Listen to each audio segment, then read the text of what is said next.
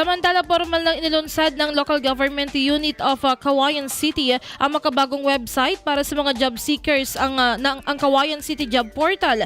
Layunin ng nabanggit na programang ito na mas mapadali at mas magiging matipid ang paghahanap ng trabaho ng mga job seekers sa pamamagitan ng digitalization. Ayon kay Cauayan City Mayor Cesar JCD Jr., sinabi nito na naging basehan nila sa paggawa ng website na ito ang mga ginagamit na website sa ibang bansa. Sa pamamagitan lamang ng website link ng Cauayan Job Portal, makikita ng mga job seekers kung sino-sino mga kumpanya ang may job opening at kung anong klaseng mga trabaho ang pwede nilang applyan. Kahit pa nasa bahay lamang, maaari nang magpasa ng resume ang mga job seekers sa mga employers at hindi na kinakailangan pang personal na magtungo sa opisina ang mga ito para lamang mag-apply. Sinabi rin ni Mayor JCD na ang nabanggit na portal ay bukas hindi lamang para sa mga Cauayenyo kundi pati na rin para sa mga job seekers at employers mula sa mga karatig bayan.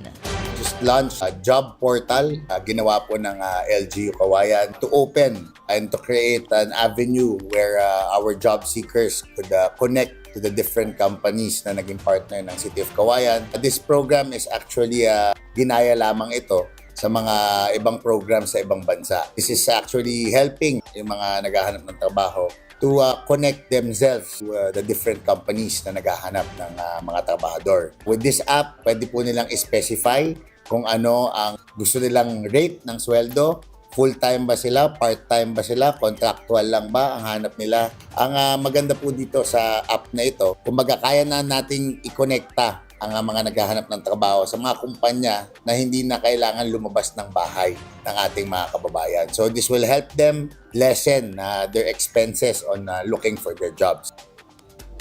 Tiniyak naman ng Public Employment and Service Office Cauayan City na dadaan muna lahat sa kanila ang mga isusumiting dokumento ng mga job seekers at employers upang masiguro na lehitimo ang mga ito at upang magkaroon rin sila ng record. Kasabay nito ang pagsisiguro na mapapanatiling confidential ang mga impormasyon ng mga job seekers alinsunod sa Data Privacy Act sa bansa. IFM News.